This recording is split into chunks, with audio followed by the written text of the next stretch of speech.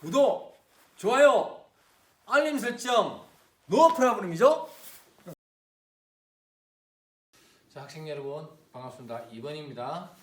과학고 자기소개서 2번입니다. 자, 과학고 자기소개서 2번은 공식이 이렇습니다. 주제걸, 활동정보, 활동내용, 배우고 느낀 점입니다. 자, 제일 먼저 써야 될 게 뭘까요? 바로 활동내용입니다. 활동 내용을 제일 먼저 써야 됩니다. 활동 내용은 1번에서도 이야기했다시피 구체적으로 써야 됩니다. 뭐 했다 뭐 이리 쓰지 말고 1번 활동을 하면서 어떤 내용들이 있었고 그 안에서 내가 무엇을 도전했고 실패한 건 어떤 거였고 또 그래서 새롭게 도전한 건 뭐다라는 것도 이야기도 제시되면 아주 좋은 글이 됩니다. 그래서 있는 그대로 내가 느끼는 것 그대로 내 감정 그때 내 감정 그 그대로를 표현하면 되는 거예요. 그게 활동 내용입니다. 자기가 했기 때문에 쉽겠죠. 자, 그 활동 내용에 대해서 정보를 써야 됩니다. 그게 활동 정보예요. 자, 자기 자신이 동아리 활동했으면 그 동아리가 어떤 동아리라는 것을 이야기하면 되겠죠. 수학반이면 수학반이 뭐다는 걸 이야기를 하면 됩니다. 자, 그런 다음에 활동 내용을 하고 내용에 활동하면서 뭘 느꼈느냐 이 말입니다. 그걸 쓰라는 이야기예요. 배우고 느낀 점을 쓰면 됩니다. 배우고 느낀 점을 한 줄로 요약하면 주제글이 됩니다. 자, 1200자이기 때문에요. 한 줄로 쓰면 그 다음에 이유를 밝혀주는 것도 좋습니다. 한번 볼까요? 자, 부산일과학고등학교의 이번 문항도 역시 1200자 내외 이렇게 되어 있습니다. 지원자가 수학 분야에서 자기주도적으로 어쩌고 성장 변화 이렇게 돼 있죠. 이거 써라는 얘기예요. 여기서 핵심은 어떤 성장 변화를 이루었는지 저게 핵심입니다. 무슨 활동을 했는 게 중요한 게 아니고 그 속에서 어떤 성장 변화를 이루었는지를 쓰라는 얘기예요. 자, 이 학생이 쓴 걸 한번 봅시다.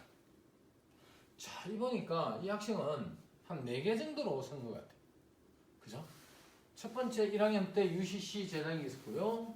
두 번째 2학년 때 심화수학교실이 있었고 그다음 수학 개념에 대한 자율동아리 활동이네요. 그죠? 자율동아리 활동을 넣고 그 다음에 3학년 때는 인수분해 활동을 했다고 되어 있네요. 이 학생은 수학에 4개의 활동을 써놨어요. 이렇게 4개의 활동을 다 쓸 필요가 없습니다. 그러면 어떻게 하면 됩니까? 선생님은 이 활동, 즉 토요시마 수학교실, 정담연체 어쩌고 하는 이 활동하고 이 두 번째 활동, 세 번째 활동 이게 뭐냐면 자율동아리 활동인 것 같아요. 그죠? 자율동아리 활동을 가지고 한번 수정을 해봅시다. 자, 제일 먼저 수정해 봅시다. 제일 먼저 주제글이 딱 나타나는데 주제글 없어요. 그죠? 주제글 없어요. 그러니까 일단 선생님이 넣어봅니다. 주제글. 수학과 관련된 활동을 하면서 공부를 함으로써 수학 공부의 즐거움을 알게 되었습니다. 이렇게 딱 넣었습니다. 그 다음에 이유는 왜 적으냐? 1200자의 글이기 때문에 충분히 많은 글이 들어가도 된단 말이에요. 그러니까 이러한 주제글을 쓰게 된 이유가 뭐고 그러니까 이건 이거 어디서 가져왔고요, 그러면? 활동 내용을 여기에 맞춰서 요약하면 됩니다. 그러면 이 말에 대한 근거가 되죠. 저 주제글에 대한 근거를 활동 내용을 먼저 썼습니다. 그죠? 그 활동 내용을 요약해서 가져오면 되겠습니다. 자, 다음 활동 정보입니다. 2학년 때 토요시마 교실에서 그 다음에 선생님의 질문을 답하기 위해 자율동아리 어쩌고 이렇게 되어 있습니다. 학생은 4개의 글을 쓰다 보니까 많은 글을 넣을 수가 없었겠죠. 그죠? 자, 이제 활동 정보를 이렇게 하겠습니다. 저는 2학년 때 한 토요 수학 심화반에서 입체 도형을 담고 있습니다. 다음, 매주 토요일에 하는 수업으로 주로 수학 이론보다 활동이 많았습니다. 피유사라는 말은 학생은 없었어요. 근데 선생님은 그냥 자율동아리 이름이 없어서 하나 지어 넣었어요. 자, 피우사라는 수학 동아리를 만들어 활동했습니다. 이것은 피타고라스와 유클리드를 사랑하는 사람이라는 뜻으로 수학의 정의와 개념을 정확히 익히기 위해 제가 수학을 좋아하는 몇몇 친구들과 만든 동아리입니다. 활동 내용 멋지죠, 그죠? 딱 집어넣으면 되겠죠. 활동 내용 뭔데? 학생은 준 다면체, 정다면체에 대한 탐구를 했다라고 되어 있습니다. 그리고 기억나는 것이 기류법과 기납비법 어쩌고 그런 이야기를 해놨어요. 자, 처음 글을 활동 내용이니까 상당히 자세하게 쓸 수 있습니다. 있는 그대로 다 쓰라 그랬죠. 틀림없이. 자, 앞부분만 한번 읽어볼게요. 토요 수학 선생님이 쓴 글이에요. 토요 수학 심화반 활동을 하면서 머리로만 하는 것이 아님을 알았습니다. 수업 시간에 처음 다면체를 생각할 때는 늘 보던 것밖에 생각하지 못했고 그 특징과 규칙을 찾아낼 수 없었습니다. 그래서 모형을 보면서 거꾸로 전개도를 생각했습니다. 집에 오면 그것을 생각하며 좀 더 면이 많은 정다면체를 연상하면서 전개도를 그리고 그것으로 모형을 만들기도 했습니다. 정다면체의 꼭지점과 목소리의 관계를 생각하면서 저 스스로 공식을 유도해 보기도 했습니다. 나아가 준정다면체에서도 관심을 갖고 그것의 전개도를 그려보았습니다. 머리로만 하는 수학이 아니라 온몸으로 하는 수학은 재미있는 놀이였습니다. 어때요? 수학을 좋아한다면, 내가 수학에 정말 관심이 있다면 저렇게 하겠죠.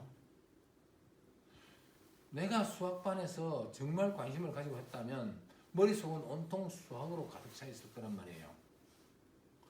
그런데 이건 다면체에 대한 이야기니까 전개도도 그리고 찢어보기도 하고 그려보기도 하고 그죠? 그렇게 했을 거라는 거죠. 그 내용을 쓴 겁니다. 물론 뒤에 자율 동아리 활동도 그렇게 써놨습니다. 선생님 추측을 한 거죠. 아마 학생이 이랬을 거라는 거예요. 그래서 여러분들도 활동한 내용을 구체적으로 적어봐야 됩니다. 있는 그대로 A 했다 B 했다 하지 말고. 자, 다음 넘어가 볼까요? 배우고 느낀 점입니다. 자, 학생은 이렇게 선생님께 힌트를 얻어 여러 권의 책을 찾아보고 인터넷을 통해 스스로 공부한 것이 너무 재밌었습니다. 그러는 중 3학년 때 인수분해 활동에서 얻은 결과로 지금까지 수학을 열심히 공부했던 것에 많은 보람을 느끼고 더 잘할 수 있다는 확신이 생겼습니다. 뭐 괜찮습니다. 그죠? 자, 선생님은 이렇게 바꿔봤어요. 수학은 온몸으로 해야 한다. 이것이 지금 제가 생각하는 수학입니다. 단순히 패턴을 기억해 문제를 해결하던 공부에서 손으로 그리고 친구들과 대화하면서 하는 공부를 할 때 수학은 즐거워진다는 것도 알게 되었습니다. 이제 저는 수학을 가지고 놀이를 합니다. 어때요? 이것을 한 줄로 요약한 것이 앞에 주제글이었거든요. 앞에 주제글하고 지금 선생님이 쓴 배우고 느낀 점하고 한번 비교해 보세요. 선생님이 쓴 주제글하고 이거하고 비교해 보면 유사하네 이런 느낌이 들 거란 말이에요. 그래서 이걸 한 줄로 달리 말하면 주제글이 된다 하는 거 꼭 기억하고요. 주제글의 근거가 이유가 되는데 이유는 활동 내용을 요약해서 넣으면 되겠습니다. 활동 내용은 아까도 얘기했듯이 구체적으로 써야 한다는 거 꼭 기억하시기 바랍니다. 3번에서 봅시다.